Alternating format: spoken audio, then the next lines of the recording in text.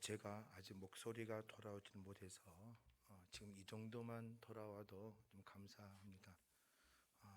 소리가 너무 안 나와서 큰 소리를 낼 수가 없고 이런 목이 사막이 갈라지듯이 갈라진다는 느낌이 쫙쫙 갈라진다 말할 때마다 이게 따끔따끔하고 아프고 이렇게 심한데 지금은 그래도 이 정도만 나와도 너무나 감사합니다. 경기가 끝나고 나서 설교를 첫 새벽 예배 설교를 하려고 그러는데 소리가 나지를 전혀 안 나와요. 그래서 이거 어떻게 할까? 그래서 집사님이 뭐 갖다 주신 도라지 국물도 그렇게 열심히 먹어봤고요. 또 누가 환을 만들어줘서 그것도 열심히 먹고 어떻게 해서든지 목소리가 좀 돌아와서 설교를 하려고 애를 했는데 의사 선생님이 목사님 한 3주 정도는 말을 하지 않으면 될 것 같은데요. 그런데 제가 말 않고는 못 살 것 같지 않습니까? 그래서 온갖 노력을 하고 이 정도만 돼도 참 감사하다고 생각합니다. 좀 불편하시더라도 그래서 좀 한두 주만 좀 불편하시더라도 서로 좀 양해를 해주시면서 하나님의 말씀을 들었으면 좋겠습니다. 기독교의 신앙, 교회가 상당히 지금은 핍박을 받는다라는 표현을 씁니다. 뭐 핍박이라는 표현보다는 많이 좀 애면을 좀 당하고 있지요. 성도도 목사도 또 교회에 있는 모든 직분자들도 세상 속에서 그렇게 과거처럼 당당할 수 있는 상황이 못 되어져 가고 있는 것은 분명합니다. 그러다 보니까 교회가 힘을 잃고 빛을 잃어가고 있는 것도 우리가 느끼고 있는 체감이지요. 앞으로 5년에서 10년 사이 과거의 교회가 움직였던 그 모습으로 가기로는 한 5년에서 10년 정도 걸린다고 합니다. 상당한 기간이지요.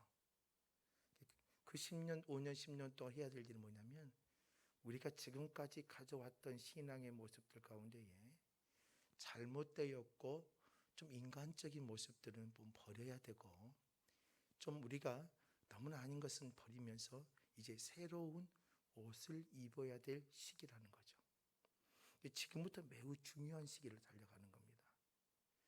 이제 어떻게 보면 모든 환경들이 이제 시작이다 라고 할 수 있습니다.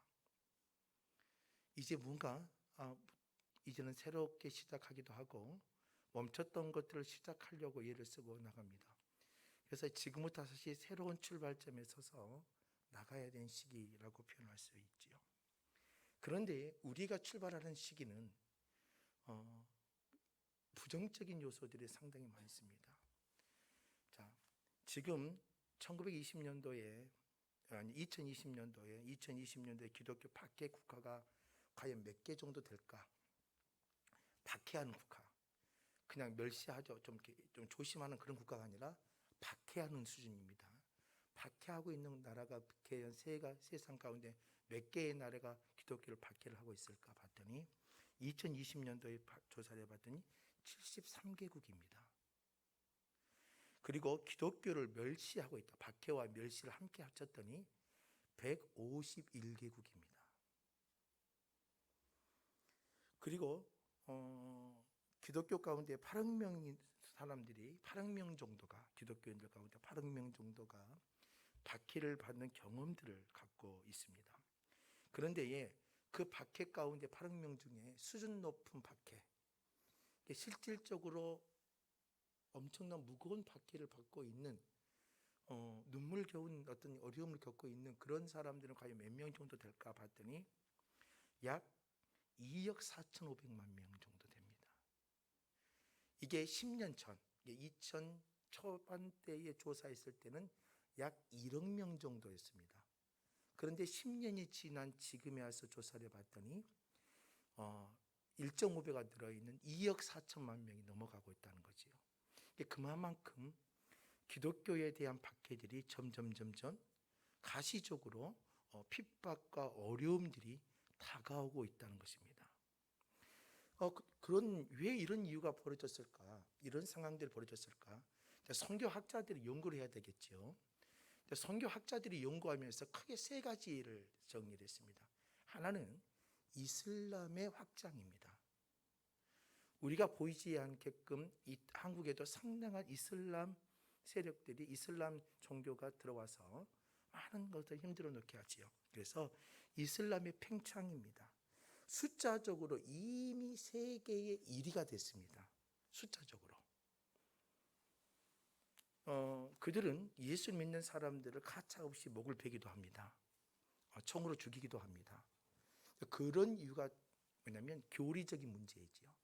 자기와 함께 하지 않는 사람을 죽여도 어떤 죄책감이 아니라 그것은 잘한 일이다. 교리적으로 그렇게 구성이 되어 있습니다. 그래서 믿지 않는 사람들, 자기들을 따르지 않는 사람을 테러하고 죽이는 것은 자기는 어때요? 선교자적, 순교자적 아주 최고의 반열에 오를 수 있는 위치에, 영적인 위치에 올라간다는 거죠. 내세에. 그러니까 얼마나 좋아요. 그래서 그들은 가차없이 자폭, 테러 폭탄까지도 할 수 있는 그런 신앙의 어떤 열정까지 갖고 있습니다. 근데 그 정도까지도 무서운 게 이슬람이지요. 근데 이슬람의 팽창으로 인해서 교회가 핍박의 모습들이 더 많아졌다는 겁니다. 두 번째로는요, 종교 민족주의의 반응입니다. 어려운 말인데 쉬운 것은 뭐냐면 종교와 나라가, 쉽게 말하면 나라와 종교가 일치가 됐다는 거죠. 그게 대표적인 게 뭐예요? 힌두교 국가, 이슬람 국가, 신앙과 나라가 하나가 되어져서 기독교를 배제해버리는 경우, 이런 나라들이 많아지기 시작했다는 겁니다. 그러다 보니까 핍박을 받는 것들이 많아졌다라고 표현하죠. 근데 국가적으로 종교를 배제하는 상황이 있다는 거죠. 중국이라는 나라가 기독교를 배제하고, 그 다음에 북한이라는 나라가 기독교를 받아들이지 않죠. 교회 신앙을 거의 마약 취급하듯이 거의 받아들이지 않습니다. 그런 환경들로 인해서 핍박의 모습들이 많이 있다라고 표현했습니다. 이게 세계적인 흐름 속에서 보여주는 부분이에요. 거기에다가 한 가지 더 추가를 했습니다. 이게 더 무서운 이유가 아닐까라고 하면서 선교학자들이 하나 추가했는데, 그게 뭐냐면 교회의 내부적 세속화입니다. 그리스도인들의 신앙인다운 어떠한 모습들이 분명하게 나타나지 않는다는 거죠. 세상의 흐름, 이슬람이나 민족적 어떤 국가의 현실이나, 그리고 국가가 종교를 배제한다거나 이런 상황으로 인해서 핍박이 오는 것은 세상의 흐름 속에서 우리가 이해할 수 있지만, 그러나 더 무서운 핍박이 뭐냐면 교회 내부적인 세속화로 인해서 교회가 교회를 핍박하고 성도가 성도를 핍박하고, 그로 인해서 믿지 않는 사람들이 함께해서 교회를 무너뜨리는 경우가 이제는 급성장하면서 급속도로 증가하는 일들이 높다는 거지요. 이런 일들이 우리에게 있다는 거죠. 그래서 성경을 보면 야고보서 4장 4절에 보면 간음한 여인들아 세상과 벗된 것이 하나님과 원수됨을 알지 못하느냐. 그런즉 누구든지 세상과 벗이 되고자 하는 자는 스스로 하나님과 원수되는 것이니라 라고 표현합니다. 간음한 여인이라는 표현은 어떤 표현입니까? 교회가 세속화되어졌다거나 성도가 복음의 본질에서 벗어나서 세속화되어 버린 성도들을 보고 간음한 여인들, 또 세상과 벗된 자라는 표현을 썼습니다. 야고보 사도는요. 그렇게 했는데 그걸 통해서 그 다음 말이 더 무서운 거지요. 하나님과 그런 자가 원수된다라고 표현을 합니다. 적대시 되어져 버리는 거죠. 오늘 우리가 지금 분명 힘든 세상을 살아가긴 살아가요. 어려운 시기를 달려가고 있는 건 분명해요. 그런데 어렵다고 해서 우리가 축소되어져야 되느냐? 우리가 소극적인 자세로 가야 되냐? 그것은 아니라는 겁니다. 분명 교회가 세속화되어져 가고 있는 것은 우리도 인정을 합니다. 성도들이 교회가 복음의 분명성과 본질적인 모습을 잃어가고, 그 모습을 놓치고 있다는 것은 우리가 각성을 하고 변화되어져야 될 모습입니다. 그걸 보고 개혁이라고 하죠. 자, 우리 장로 교단은요, 두 가지를 합니다. 하나는 칼빈주의적 사상과 개혁주의적 사상을 갖고 있다고 표현합니다. 그러니까 칼빈을 따른다는 게 아니라 칼빈이 주창했던 신학의 노선을 간다는 거죠. 근데 칼빈이 말하고 있는 신학의 노선은 뭐냐면 성경이에요. 그럼 그 성경을 따르며 개혁주의적 신앙을 주창한다라고 표현합니다. 그럼 개혁주의가 뭐냐? 새로운 것을 만들어내는 거냐? 그렇진 않아요. 우리가 말하는 개혁이라는 것은 새로운 것을, 진보적인 것을 이야기한 게 아니라 성경의 원리를 지금도 명분을 갖고 명백히 이어간다는 겁니다. 그게 바로 개혁이에요. 개혁. 이런 말을 가지고 교회가 움직여가는 거예요. 그런데 자꾸 이게 뭐예요? 세속화가 되다 보니까 성경의 본질에서 벗어나서 다른 길로 가는 일들이 많아지는 거죠. 제가 한 주간 동안 있으면서 그래도 격리가 일주일이어서 다행이었지요. 2주였으면 사람 진짜 이게 한 공간에 못 나오게 만든다는 것이 철창 없는 감옥이라는 것을 느끼게 되더라고요. 또 저처럼 그냥 빨빨빨빨 돌아다녀야 되는데 그렇지 못하고 있으니까 참 이게 참 답답합니다. 근데 보면서 느끼면서 이 책도 보고 저 책도 보고 옛날에 책의 대부분이 신간들은 여기에 있어요. 목양실에. 구간은 제 방 서재에 있어요. 2층 서재예요. 옛날 책들을 이제 다 보는 거죠. 옛날 책을 내다보면서 이 책도 보고 저 책도 보고 막 하면서 봅니다. 그러면서 느낀 게 있어요. 내가 놓쳤던 게 뭘까? 교회가 놓치고 있는 게 뭘까? 이런 고민을 하게 되어졌습니다. 우리가 세상과 벗하지 말아야 되고 어떻게 보면 세속화돼서는 안 된다라고 표현을 하지만 우리가 놓치고 있는 게 뭘까? 이게 바로 교회의 본질 아닐까라는 생각이 되어졌습니다. 오늘 저와 여러분들 다시 우리는 움직여야 됩니다. 다시 우리는 전진해야 됩니다. 그러기 위해서라면 우리가 사도행전적인 교회로 돌아갈 때에 교회의 본질을 찾을 수가 있고 움직여 갈 수가 있는 거죠. 교회가 희망이라는 책을 봤습니다. 교회가 희망이라는 책을. 그 중에 있는 책 가운데 옛날 책이에요. 교회만이 희망이라는 책 가운데에 이런 예화가 들어 있었습니다. 어떤 노인이 호주의 한 해변에서 살았습니다. 그런데 그 해변에는요, 거센 파도가 막 있어서 젊은이들이 서핑을 하러 옵니다. 그런데 파도를 타다가 그 거친 파도에 휩쓸려서 바다에 나가서 목숨을 유태하게 되는 상황들이 다가오는 거예요. 그런데 그걸 보고 보면서 젊은 청년들이 목숨을 잃어가는 경우들이 있었어요. 그래서 이 보트를 갖고 있는 노인이 걱정이 돼서 그 말을 듣고 그때서부터 자신의 보트를 가지고 젊은이들이 서핑하고 있는 주위에서 배회하고 있는 겁니다. 아주 허접한 수영복을 입고 자기가 구조대원인 것처럼 혹시나 젊은이들이 물에 빠져 있으면 건지기 위해서 보트를 타고 있었어요. 그런데 진짜 그러다 보니까 애들이 서핑을 타다가 휩쓸려 와서 허우적거리고 있는 아이들을 건져내기 시작합니다. 한 명 한 명. 이게 소문이 나기 시작했어요. 그래서 호주에 소문이 쫙 나더니 사람들이 젊은 어르신이 젊은 사람들을 구했더라 이런 소문이 쫙 나니까 사람들이 몰려들기 시작해요.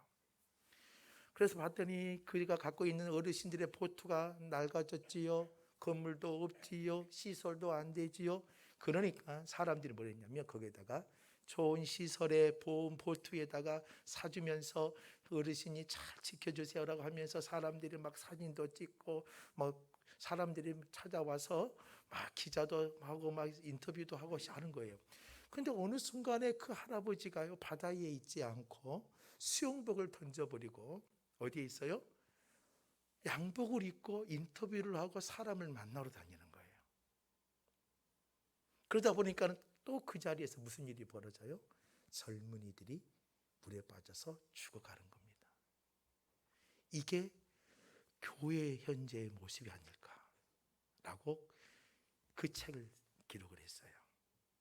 처음에 교회가 얼마나 열정적으로 영혼 구원과 구령의 열정을 가지고 달려들었습니까? 얼마나 서로 섬기고 즐거워하며 하나가 됐습니까? 가난하고 없을 때 얼마나 헌신하고 헌금을 내면서 교회를 세우고 성도들을 섬기며 살았습니까? 그런데 교회가 힘이 생기고 많이 있으니까 그런 과거의 모습은 잊어버리고 너무나 화려함을 찾아가는 거죠. 그러다 보니 복음의 본질에서 벗어나서 잘못된 모습으로 가는 교회의 모습들이 드러나는 거죠. 그러면서 교회가 이러면 희망을 잃어버린다. 그래서 다시 교회는 희망이 되어져야 된다고 하면서 이 책의 저자는 기록을 하고 있습니다. 저는 우리 교회가 이제 담양의 희망이 되는 교회가 되길 원합니다. 코로나19가 겪으면서 사람들이 주저앉아 있는 사람들은 많습니다. 지쳐 있는 사람들도 많습니다. 마음이 무거운 자들도 많습니다. 이제 교회가 사역도 해야 되고 이제는 담양을 섬겨야 되고 이제 가정을 섬기며 나가야 됩니다. 그런데 그 열정을 일으킬 방법이 뭐겠습니까? 목회자가 아무리 피가 터져도 하십시다 해도 안 됩니다. 사람들이 서로 우리 여전도회가 나서도 안 됩니다. 우리가 다시 어디로 돌아가야 되느냐? 사도행전적인 신앙의 자세로 돌아가야 되는 겁니다. 거기에서부터 다시 우리가 뭐예요? 움직이며 가셔야 된다는 거죠. 그러면 사도행전에서 보여주고 있는 그 공동체의 모습이 뭘까요? 어떤 교회일까요? 첫 번째로는 뭐냐면 예수 중심의 공동체입니다. 예수 중심의 가정입니다. 예수 중심의 성도입니다. 예수 중심의 목회자가 되어야 되고 예수 중심의 성도들이 되셔야 되는 겁니다. 자, 3절 말씀 한번 봐볼까요? 3절, 오늘 본문 3절 한번 함께 합독해 보겠습니다. 함께 합니다. 그가 고난받으신 후에 또한 증거로 친히 살아계심을 나타내사 40일 동안 그들에게 보이시며, 부활하신 예수님께서 며칠 동안요? 40일 동안 두루 다니시면서 예수의 제자들을 만나요. 숨어있는 제자들, 또 베드로처럼 실망과 또 배반과 또 자책하고 있는 사람 제자들, 엠마오로 가고 있는 두 제자들, 고향에서 베드로처럼 실망해서 낙심해서 낙향해 버렸던 제자들, 그들을 다 만나시면서 뭘 보여줘요? 부활하신 예수 그리스도를 보여줍니다. 그들이 예수가 죽었다고 생각했어요. 그들은요 낙심하고 그들의 고향으로 간 이유가 뭐예요? 그들이 왜 예루살렘에 떠나서 엠마오로 내려갔어요? 그들이 왜 이런 일이 벌어졌어요? 예수가 죽었다는 거예요. 예수의 중심이었던 것이 사라져 버렸어요. 예수의 제자들이요 복음서에서 3년의 공생의 기간 동안 따라다니면서 그들은요 예수의 나라가 다가오면 그들은 좌편이냐 우편이냐 하면서 기대했던 그들이 하루아침에 십자가에서 예수가 죽어버렸단 말이에요. 죽어버렸어요. 그리고 그들은 힘을 잃어버렸어요. 어디로 가야 될지를 몰라요. 그들이 선택했던 것이 자신들의 터전이에요. 고향이에요. 그런데 주님이 그들을 찾아가 만나시면서 그들 앞에 누가 보인 거예요? 그들이 죽었다 한 예수가 보인 거예요. 예수님 끊임없이 고난받으시고 죽으시고 부활하신다는 이야기를 주님께서 하셨는데 예수의 제자들은 그걸 느끼지 못했죠. 그런데 사도행전은요 그 부활하신 예수님을 만나고 그들이 마가의 다락방에서 성령의 은혜를 체험하고 그들이 선포했던 이야기들이 뭐예요? 예수 이야기를 해요. 어떤 예수요? 부활하신 예수 그리스도, 진정한 구원자 되신 예수 그리스도를 선포해요. 사도행전 2장 21절 보면은요 베드로가 사도들이 했던 거예요. 뭐라고 말해요? 누구든지 주의 이름을 부르는 자는 구원을 얻으리로다. 사도행전 3장에 가서 성령 미문에 앉아있는 안진뱅이 된 예수, 그 안진뱅이를요 베드로와 요한이 나는 금과 은이 없어도 내가 내게 줄 수 있는 거 있노니 이 나사렛 예수의 이름으로 일어나 걸어라. 심지어 베드로가 하나님의 말씀을 선포하니까요 3,000명이 변화되어져요. 여러분들 이런 변화는요 이루 말할 수 없어요. 그러니까요 종교의 지도자들, 사내들의 공회인, 바리새인, 유대주의자들이 뭐예요? 사도들을 붙잡아다가 뭐라고 해요? 사도행전 4장 16절 말씀 같은 경우는 그들을 불러 경고합니다. 도무지 예수의 이름으로 말하지 말아라. 왜요? 사도들의 능력이 있었어요? 아니에요. 사도들이 모인 공동체가 힘이 있었어요? 아니에요. 가만히 보니까 그들의 능력 있는 자들이 하나도 없어요. 지식도 돈도 명예도 권력도 없어요. 그런데 그들이 가는 곳곳마다 사람이 변하고 사람들이 모이는 거예요. 무엇 때문에 그러냐 봤더니 그들의 입에서 메시지가 뭐예요? 부활하신 예수 그리스도예요. 예수 그리스도 이름을 선포하는데요, 사람이 변화되어지고, 예수 이름을 선포하는데요, 그들의 삶의 터전들이 바뀌어지기 시작해요. 그러니까 뭐라고 말합니까? 공회원들이, 사내들이, 공회원들이 사도들을 잡아다가 너희들이 입에 뭘 하지 마라? 예수의 이름을 전하지 마라. 그런데 사도행전을 보면은요, 사도들이나 일곱 집사들이나 그들이 했던 일이 뭐예요? 그들의 입으로 오직 예수 그리스도만 전파하는 거예요. 오늘 우리 사도행전적 교회가 뭐예요? 교회가 영적으로요, 세상은요 뭘 가졌느냐, 어떤 능력을 갖고 있느냐로 평가해요. 그러나 우리는요, 이 땅에 보여줄 게 뭐가 있어요? 뭘 가져요? 뭘 보여줄 게 뭐가 있어요? 오늘 저와 여러분들의 입에 예수가 살아있는 교회가 되기를 원하고, 예수가 살아있는 성도가 되기를 주의 이름으로 부탁을 드립니다. 두 번째는요, 사도행전적 교회는 어떤 교회일까요? 하나님의 나라의 일을 하는 교회입니다. 사람의 일을 하는 게 아니에요. 여러분들 교회 사역이 목회자의 영광을 한다면 저 또한도 잘못되고 사역하는 거예요. 제가 우리 교회가 이제는 사역자들이 없어요. 이제 5월달부터 장로님들이 이제는 기간별로도 설교도 해야 되고, 이게 이제는 한계에 뭐죠? 전도사님을 이제 새로 모실 수도 있는 환경도 못 돼요. 없어요, 사람이. 이제 없으면 없는 대로. 그래서 제가 주위에서 이렇게 말해요. 사역자들이 없어서 어떻게 해요? 그러면 이제 이가 없으면 잇몸으로 하지요. 또 목사님은 박 목사 잇몸도 없으면 어떻게 하는 거예요? 그러면 할 수 없죠. 입술이라도 해야지요. 어떻게 해서든 하게 돼요. 그런데 우리가 하는 게 아니에요. 우리가 하는 게 아니에요. 자, 사도행전은요, 사도행전에 있는 일꾼들은요, 그들이 갖고 있는 재정이 있었느냐? 아니에요. 그들이 가지고 있는 위치가 있었느냐? 아니에요. 그들은 뭘 했어요? 하나님의 일을 한 거예요. 오늘 3절 말씀해 보세요. 40일 동안 그들에게 보이시며 예수가 했던 일이 뭐예요? 하나님의 나라의 일을 뭐 했더라? 말씀하셨더라. 하나님의 나라의 일이 뭘까요? 이게 개념이 있어야 되겠죠. 자, 하나님의 나라는요, 그 나라의 주인이 누구예요? 여호와 하나님이에요. 그 나라의 삶의 원칙과 방향은 뭐예요? 하나님의 말씀이에요. 그 안에 그 말씀을 따르고 있는 자들이 누구예요? 오늘 주의 백성들이에요. 그 백성들이 살고 있는 왕 대신 하나님을 섬기고 그 말씀을 따라 움직이면 그 안에 뭐가 있어요? 하나님의 평안과 하나님의 희락이 있어요. 로마서 가서 보면 하나님의 나라는요, 공의와 희락과 평안이라고 되어 있어요. 이게 임하는 거예요. 이게 하나님의 나라의 일이에요. 예수가 제자들에게 선포하고 부활하신 예수가 예수의 제자들에게 하나님의 40일 동안 보이며 하나님의 나라의 일을 보여준 거예요. 야, 내가 부활했다, 이게 아니에요. 하나님의 왕 되신 하나님의 뜻대로 그 계획대로 움직였어요.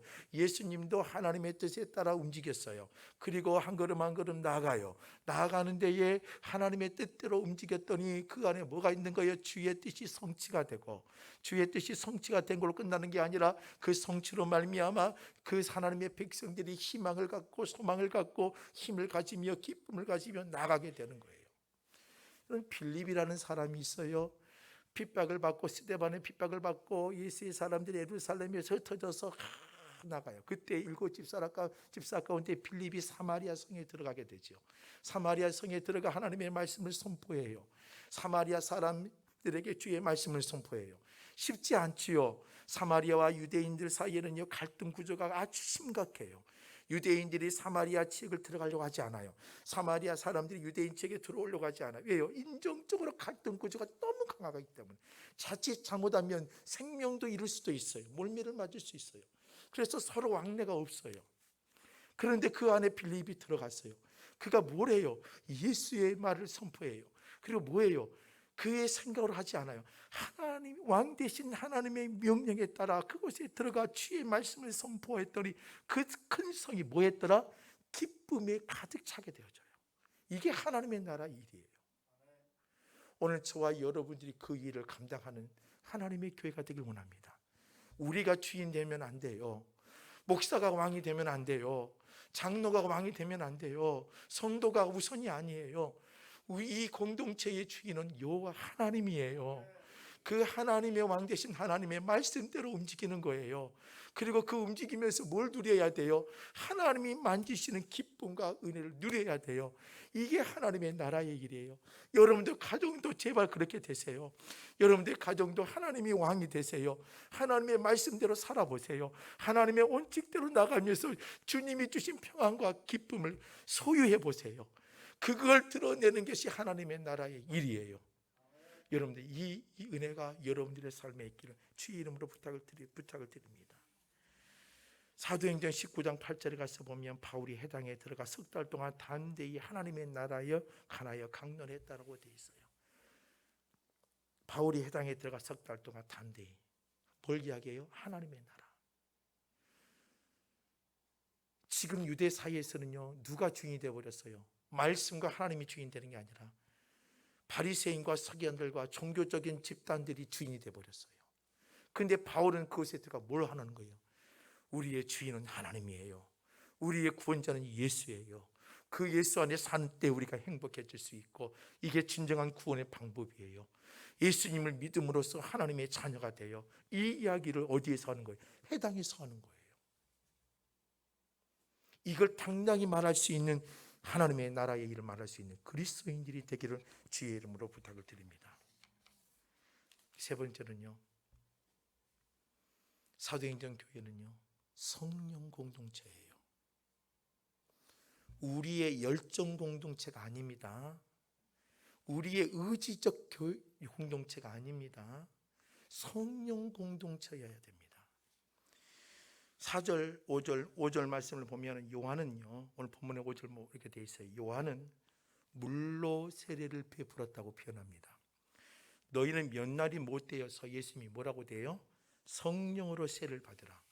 예수님께서 백성들에게 뭘 약속해요? 제자들에게 보혜사 성령, 헬퍼가 되신 하나님의 능력을 원하죠. 자, 다시 말해 예수의 제자들은 힘이 없습니다. 지혜롭지 않아요. 예수의 제자들은 능력이 있지 않아요. 예수의 제자들은요, 예수와 함께 연합되지 아니하면 힘이 없어요. 그런데 주님께서 내가 너희들과 사라지지만 너와 함께 할 수는 없지만 예수님께서 너희에게 뭐예요? 나와 함께 할 수 있는 증거로 성령의 은혜를 말씀하세요. 그래서 마가의 다락방에 성령의 은혜를 체험하잖아요. 마가의 다락방에서 120명의 성령의 은혜를 체험하고 그들이 쏟아져 나와요. 그들이 쏟아져 나와서 주의 복음을 선포해요. 또 사도행전 1장 8절에 뭐라고 되어 있어요? 오직 성령이 너희에게 임하시면 뭘 받고요? 너희가 권능을 받고, 이 두나미스거든요, 헬라어로. 폭발적 있는 힘이에요. 자, 우리는요 힘이 없어요. 능력이 없어요. 그런데 성령이 임하면 사람을 변화시킬 수가 있고, 성령이 임하면 환경을 바꿀 수가 있고, 성령이 임하면 내가 갖고 있는 길을 개척할 수가 있는 거예요. 이게 성령이에요. 그래서 사도행전은요 길이 없어요. 사도들이 갈 길이 정해지지 않았어요. 그러니까 바울을 하나님이 부르시면서 아시아로 가려고 할 때 하나님이 어때요? 바울아 거기 아니야. 그러면서 환상 가운데 마게도냐 사람이 손짓을 하며 환상을 보여주고 하나님의 음성을 보여주며 그 바울의 발걸음을 아시아에서 마게도냐로 유럽으로 가게 만들어요. 그런데 유럽은 아무것도 없어요. 복음의 불모지였어요. 그때 그런데 바울이 가서 빌립보 지역에 들어가 간수를 만나고 자주장사 루디아를 만나고 빌립보 교회가 세워지면서 복음이 확장이 되어져요. 그런데 그때 누구 말을 듣고 가요? 하나님의 말씀, 성령의 음성을 듣고 가요. 그래서 오늘 우리가 중요한 것은 뭐냐면 성령에 민감한 교회와 성도가 되어지는 거예요. 오늘 우리는 힘이 없어요. 여러분들 단순히 의지로 일하는 것 아니에요. 신념으로 하지 마세요. 하나님의 음성을 듣고 성령의 은혜를 받고 하셔야 돼요. 자, 사도행전 10장 38절 한번 찾아볼게요. 이렇게만 소리가 나와도 진짜 행복하네요. 사도행전 10장 38절 한번 함께 합독해 보겠습니다. 함께 합니다. 하나님이 나사렛 예수에게 성령과 능력을 기름 붓도록 하셨으며 그가 두루 다니시며 선한 일을 행하시고 마귀에 눌린 모든 사람을 고치셨으니 이는 하나님이 함께 하셨습니다. 자, 하나님이 누구에게 성령을 기름 붓도록 했다고 그랬어요? 나사렛 예수에게. 자, 예수에게. 인간으로 오신 예수예요. 자, 우리는요, 아담이 제1 아담이 있고 제2 아담이 있습니다. 자, 제1 아담은 어디의 아담이에요? 에덴에 있는 아담이에요. 자, 에덴에 있는 아담은 하나님이 모든 걸 다 주셨어요. 경작할 수 있고 다스릴 수 있는 권한을 다 주셨어요. 그런데 그 아담은 어땠어요? 에덴에서 사단의 음성을 듣고 그게 실패하게 되어져요. 에덴에서는요, 선악을 알게 하는 나무를 동산 중앙에 두며 하나님의 말씀과 너는 피조물이야. 그래서 하나님과의 인간의 관계는요, 창조와 피조물의 관계를 보여줄 수 있는 상징적인 하나님의 메시지를 선악을 알게 하는 나무를 동산 위에 뒀는데에 그걸 방해하는 세력이 있었어요. 누구예요? 사단이지요. 그래서 그걸 관계를 무너뜨렸어요. 그것에서 이겼더라면 달라졌을 텐데 그게 무너져 버리죠. 그래서 죽음과 사망이 파고 들어와요. 실패하게 되죠. 제1 아담은 실패했어요. 그런데 제2 아담은 성공하게 되어져요. 그게 누구예요? 완벽한 인간으로 이 땅에 보내신 예수 그리스도. 사단의 유혹에도 말씀으로 이기시는 예수 그리스도. 유혹 속에도 무너지지 아니하며 하나님의 뜻과 하나님의 명령을 어때요? 십자가의 뜻을 이루기 위해서 한 번도 흐트러짐 없이 죄를 범하지 아니하시고 그 일을 성취하신 예수 그리스도. 그래서 부활하셔서 그 뜻을 이루어내며 예수께서 부활 승천하셔서 이 땅에 오실 예수, 재림지 마실 예수 그리스도. 그 예수님을 통해서 뭘 보여요? 인간의 대표자 되신 예수님이 사단을 이기시고 유혹에 무너지지 않냐고 죄를 이겨내신 그 승리의 모습을 보여주시는 거예요. 그게 제2의 아담이신 예수 그리스도예요. 그런데 오늘 성경이 뭐라고 표현하고 있어요? 10장 38절에요. 하나님이 나사렛 예수에게 뭐 했다고요? 성령과 능력을 기름 붓게 했다고 되어 있어요. 이 나사렛 예수라는 표현은 뭐냐면 인간의 대표인 예수에게. 그럼 이게 뭐예요? 우리가 예수를 붙잡고 예수의 사람으로 하나님을 부르짖으면 하나님이 우리에게 뭘 해요? 예수에게 보여주셨던 뭘 주신다는 거예요? 성령과 은혜를 기름 붓듯 우리에게 보여주신다는 거예요. 자, 청년들이, 학생들이 꿈을 가져요. 믿음의 꿈을 가져요. 믿음으로 꿈을 가지면 돼요. 믿음으로 꿈을 가지면 초자연적으로 그에게 막 지혜가 확 열려지느냐? 그렇진 않아요. 여러분 잘 이해하셔야 돼요. 하나님이 성령과 꿈을, 하나님 은혜를 부어줘요. 그럼 그게 뭐가 생기는 거예요? 의지와 결단과 할 수 있는 범위와 열어줘요. 노력하게 되고 잠을 자지 않고 공부하게 만들며 움직이게 한다는 거죠. 이게 성령의 은혜예요. 그냥 여러분들 할렐루야 할렐루야 기도하면 하나님이 부어주세요. 그러나 그렇게 하나님이 100% 하시는 것 아니에요. 갑자기 하나님의 암이 있어요. 나사렛 예수를 일망하노니 안덩어리 쏟아져라. 그래서 강에 보면 안덩어리가 쏟아지는 사건이 있었어요, 없었어요? 있었어요. 100이면 100명이 다 그래서 성공하던가요? 그렇진 않죠. 오늘 우리가 해야 될 것이 뭐냐면 성령께서 우리에게 기름 붓듯 주시는 은혜가 뭐냐? 하나님의 뜻을 이루기 위한 하나님의 은혜예요. 하나님이 왜 행복한 교회 성령의 기름 붓듯 은혜를 주실까요? 하나님 이 행복한 교회를 통해서 하나님 이루실 뜻이 있어요. 여러분들의 가정에게 하나님이 주신 하나님의 뜻이 있단 말이에요. 성도들 한 사람한테 주신 하나님의 뜻이 있단 말이에요. 그걸 뭐예요? 하나님의 성령의 은혜로 하게끔 만들어줘요. 그래서 사도행전을 보면 사도들이 제자 베드로 사도들에게, 일곱 집사에게, 또한 도르가나, 또한 수많은 하나님의 여자 일꾼들이나 이런 또 바울을 섬기고 있는 로마서 16장 기록되어 있는 로마서에 기록되어 있는 동역자들, 그들에 맞는 하나님이 뭘 주시는 거예요? 기름 붓듯 성령의 은혜를 주셔서 그 뜻을 이루기 위하여 하나님이 우리 움직여 가는 거예요. 이게 사도행전에 기록되어 있는 성령 공동체예요. 카리스마적으로 갑자기 불덩어리가 떨어지고 대굴대굴 굴러가고 그런 게 아니고, 하나님께서 인격적으로 우리를 만지시면서 우리의 의지와 생각과 결단하게 만드시며 우리를 움직이게 하시며 우리를 어때요? 주의 뜻을 성취해 갈 수 있도록 우리를 만져가신다는 거예요. 그래서 끊임없이 우리 어때 기도하며 하나님의 은혜를.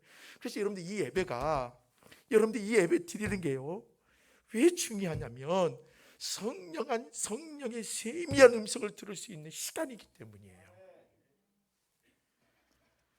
예수님에게도 나사렛 예수에게도 하나님이 성령 기름 부으셨어요. 38절 하반절 말씀에 봐보세요. 그 다음에 뭐라고 됐어요? 두루 다니시며 뭘 했어요? 선한 일을 행하시고 마귀에 눌린 모든 사람을 고치셨고, 이는 하나님이 함께 하셨더라. 예수가 보여줘야 될 일을 하신 거예요. 오늘 우리 하나님의 성도들에게 하나님 기름 붓듯 성령의 은혜를 주세요. 이 교회가 성령 공동체가 되게 하세요. 성령 충만한 성도가 되게 하세요. 성령의 사역자가 되게 만들어요. 여러분들 성령 충만한 10대들이 되게 만들고, 그렇게 하는 이유가 뭘까요? 하나님이 일을 하기 위해서, 주의 뜻을 이루기 위해서. 그 뜻을 이루기 위해서 어떤 사람이 지혜를 주시고, 어떠한 사람이 이끌어서 어떤 사업에 성공하게 만들고, 어떠한 하는 거예요. 그걸 통해서 뭐 하기 위해서요? 두루 다니며 하나님이 예수님도 뭐 하셨어요? 선한 일을 하셨고, 눌린 자를 세우셨고, 마귀들을 쫓아내며 치유하셨어요. 오늘 여러분들에도 그 하나님의 은혜가 있다는 거죠. 저는 우리 행복한 교회가 그런 성령에게 충만한 이끌려가는 사도행전적인 교회가 되기를 주의 이름으로 축원합니다. 말씀을 정리하려고 합니다.